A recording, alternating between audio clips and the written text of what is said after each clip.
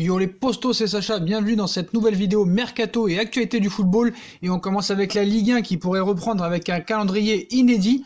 Alors que les clubs professionnels français et les différentes institutions travaillent sans relâche sur la reprise de la saison actuelle, une hypothèse commence à prendre de l'ampleur en coulisses, surtout après les déclarations d'Emmanuel Macron. Au fur et à mesure que les jours défilent, on commence à voir un peu plus d'éléments sur la suite de cette saison de Ligue 1, interrompue en mars avant le début de la 29e journée de Ligue 1. Même si le football français semble plutôt divisé et que les réunions se multiplient dans tous les sens, quelques accords sont trouvés. Le dernier en date serait de reprendre, si la situation sanitaire le permet bien sûr, le championnat en juin. 2 dates ont été cochées par la LFP selon le quotidien L'Équipe, le 3 juin ou le 17 juin de ce même mois. Et ce lundi soir, c'est RMC Sport qui dévoile de nouvelles informations sur la fin de cette saison 2019-2020 qui, quoi qu'il arrive, sera disputée dans des conditions particulières.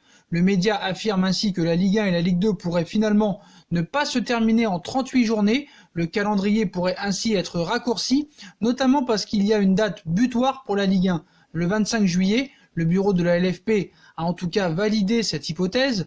Toujours selon la radio qui cite les propos d'un président du club, si on reprenait le football fin mai, c'est possible de finir les 10 matchs en Ligue 1.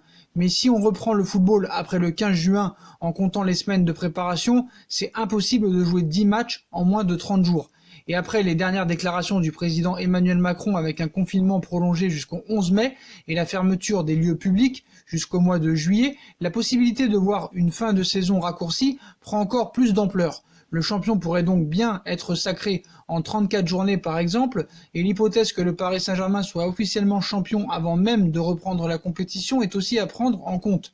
Une chose semble sûre, le chantier est énorme, puisque quoi qu'il arrive, il faudra également s'occuper des problématiques liées aux droits TV, au mercato et aux contrats des joueurs entre autres.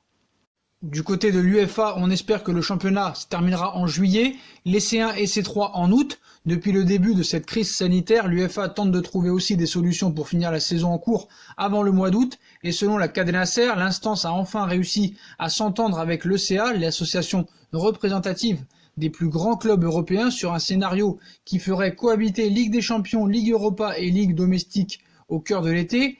Comme on l'avait indiqué dans certaines vidéos, les compétitions européennes devraient bel et bien se jouer au mois d'août, mais à huis clos, sur terrain neutre et surtout sans le format aller-retour. Avant cela, les ligues domestiques auront déjà rendu leur verdict en juillet, ainsi les joueurs pourraient profiter d'une vingtaine de jours de vacances entre fin août et la mi-septembre et entamer la saison suivante dans la foulée. Évidemment, de tels scénarios dépendent de l'évolution de cette épidémie. Personne ne veut d'Ousmane Dembélé, trop souvent victime de pépins physiques depuis qu'il a rejoint le FC Barcelone. L'international tricolore ne devrait pourtant pas quitter la Catalogne. Blessé et indisponible depuis le mois de novembre dernier, Ousmane Dembélé, 22 ans, avait encore rechuté et s'était fait à l'idée d'une fin de saison anticipée et d'un Euro 2020 à oublier. Blessé pendant plus de 300 jours cumulés depuis son arrivée en Catalogne, le natif de Vernon s'attendait donc à vivre plusieurs mois de souffrance, lassé par ses blessures à répétition, mais dans son malheur, l'ancien pensionnaire du Borussia Dortmund a vu la donne changer. Dembélé pourrait en effet être l'un des grands blessés à profiter des conséquences de cette épidémie pour rejouer cette saison, les ligues européennes étant presque toutes d'accord pour redémarrer les championnats en juin, une crise sanitaire qui a également permis au Blaugrana de pouvoir de nouveau espérer jouer l'Euro, l'édition 2020 ayant été reportée en 2021, mais avant de penser à une telle échéance, la question de son futur au FC Barcelone fait encore parler en Espagne. Les courtisans ont complètement déserté. Dès qu'il s'agit d'évoquer un échange de joueurs ou de joueurs inclus dans des transactions pour en faire baisser le coût total, le nom de Ousmane Dembélé est souvent cité par la presse catalane. Mais malgré un physique fragile et des performances en dents de scie, le Français ne serait pas sur le marché. La raison ? Les culés auraient été rassurés quant à l'explication des blessures de leur numéro 11. Ousmane Dembélé au Barça saison 4, une tendance que confirme Marca, mais pour une autre raison. Le quotidien espagnol annonce en effet qu'aucun club n'est prêt à mettre les 60 millions minimum qu'attend le FC Barcelone pour accepter de se séparer du champion du monde 2018. 60 millions d'euros serait en effet la somme fixée par les Blaugrana pour éviter de perdre trop d'argent dans cette opération initiée en 2017. On vous rappelle, Ousmane Dembélé a été acheté au Borussia Dortmund pour une somme avoisinant les 130 millions d'euros. Pas vraiment surprenant vu ses blessures et ses pépins physiques que personne ne veut mettre à peine la moitié pour attirer le Français dans un autre club. Donc apparemment, Dembélé ne partira pas du FC Barcelone cet été. Et en plus de la crise interne et des transferts qui ont été vraiment très chers pour le FC Barcelone, Coutinho et Dembélé pour ne parler que d'eux, Lionel Messi devrait prolonger au FC Barcelone et le Barça devrait offrir à Lionel Messi 50 millions d'euros et devrait le augmenter de 15 millions d'euros par rapport à son salaire actuel. De quoi un petit peu freiner encore plus le mercato. Le Barça encore recalé aussi pour Martinez. Négociation compliquée entre l'Inter de Milan et le FC Barcelone qui rêve de Lautaro Martinez, 22 ans, 22 matchs et 11 buts en Serie A cette saison. Selon le quotidien catalan Sport, ce lundi, le club italien a refusé 3 joueurs blaugrana en échange de son buteur argentin, à savoir Junior Firpo, 23 ans, Nelson Semedo, 26 ans, et Ivan Rakitic, 32 ans. En effet, l'Inter campe sur ses positions et continue de réclamer le paiement de la clause libératoire du joueur fixée à 111 millions d'euros, et cela même en plusieurs fois, tandis que du côté du Barça, on répète qu'un transfert ne sera possible sans échange d'éléments. Malgré cela, un compromis reste évidemment possible. Le champion d'Espagne en titre a proposé ses indésirables, mais conserve d'autres éléments en réserve susceptibles d'intéresser l'Inter de Milan, à l'instar d'Arturo Vidal ou peut-être d'Ousmane Dembélé. Dans le clan de Lautaro Martinez, la confiance reste de mise d'un futur transfert en Catalogne, mais peut-être que la prolongation et le renouvellement de salaire de Lionel Messi pourraient coûter très cher au FC Barcelone. Annoncé dans le viseur du Paris Saint-Germain afin de succéder à Keylor Navas à moyen terme, André Onana se dit toutefois plus intéressé par la Première Ligue et la Liga espagnole. De quoi refroidir les ardeurs du Paris Saint-Germain et de Leonardo, en quête d'un gardien de but afin de préparer la succession de Keylor Navas, qui ne représente pas l'avenir du Paris Saint-Germain à long terme. Leonardo se serait positionné sur André Onana comme l'a révélé l'équipe dans ses colonnes ce lundi. Il faut dire que le gardien de but de l'Ajax d'Amsterdam serait prêt à assumer le rôle de doublure du Costa-Ricain pendant 1 ou 2 saisons avant de s'imposer dans les buts parisiens.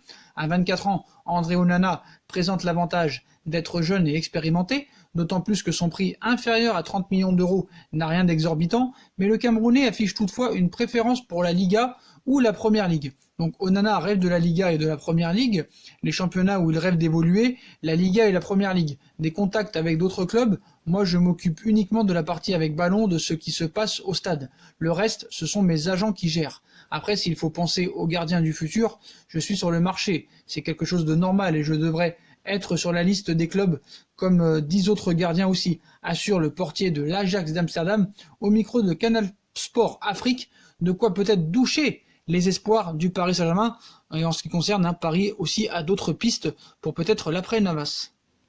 Vers un énième rebondissement dans le feuilleton Paul Pogba, contractuellement lié à Manchester United jusqu'en juin 2021, Paul Pogba semblerait déterminé à rejoindre le Real Madrid, alors que le Paris Saint-Germain serait également sur les rangs. Une prolongation de contrat pourrait cependant voir le jour. Donc quel avenir pour Paul Pogba, pisté par le Paris Saint-Germain, Leonardo souhaitant redessiner les contours d'un milieu de terrain du club de la capitale. Le champion du monde tricolore est également annoncé du côté de la Juve et surtout du Real Madrid. D'après les médias espagnols et anglais, la priorité de Paul Pogba pour son avenir résiderait dans le fait de s'engager en faveur du géant madrilène, mais une option qui peut certes paraître improbable aurait des chances de se réaliser d'ici la fin de la saison. Une prolongation surprise pour Pogba. Journaliste pour The Athletic, Laurie Whitwell a évoqué cette possibilité lors d'une session questions-réponses avec les internautes du média en s'appuyant sur le témoignage d'une source présente dans le dossier. Une prolongation de contrat de Paul Pogba serait prise en considération dans les bureaux d'Old Trafford, bien que United dispose d'une option pour une année supplémentaire sur le bail courant jusqu'en 2021 du Français. Le PSG, la Juve et le Real pourraient ainsi voir leur rêve de recruter Pogba s'envoler. Quel sera le dénouement de ce feuilleton? Réponse dans les prochaines semaines et les prochains mois. Toujours au Real Madrid, on passe à la une de Marca, Haaland et après Mbappé, l'ambitieux plan du Real Madrid, toujours aussi ambitieux sur le marché des transferts. Le Real Madrid dispose d'un plan ambitieux pour recruter l'avant-centre du Borussia Dortmund, Erling Braut Haaland, et l'attaquant du Paris Saint-Germain, Kylian Mbappé. Un projet en 2 temps. Le Real Madrid ne s'interdit rien et surtout pas de rêver pour l'avenir malgré l'impact attendu de la crise sanitaire actuelle sur l'économie du football. Le club espagnol a bien l'intention de dépenser sans compter. Sur les prochaines période des transferts, les merengues disposant d'un projet très ambitieux selon Marca, recruter à la fois le buteur du Borussia Dortmund Erling Braut Haaland et l'attaquant du Paris Saint-Germain Kylian Mbappé. Cet été, l'objectif c'est Haaland, pour pas venir à s'attacher les services des deux jeunes prodiges. L'actuel deuxième de la Liga disposerait d'un plan bien défini. Tout d'abord, les dirigeants madrilènes ont l'intention de mettre la main sur Haaland dès cet été. Après sa première partie de saison réussie à Salzbourg, le Norvégien a définitivement convaincu la direction de la Maison Blanche depuis son arrivée au Borussia Dortmund cet hiver pour 20 millions d'euros, 12 buts en 11 matchs, toutes compétitions confondues. Pour attirer l'avant-centre de 19 ans, le Real Madrid compte sur plusieurs éléments. Tout d'abord, le quotidien espagnol évoque une clause libératoire fixée à 75 millions d'euros qui serait bien évidemment levée par la formation ibérique.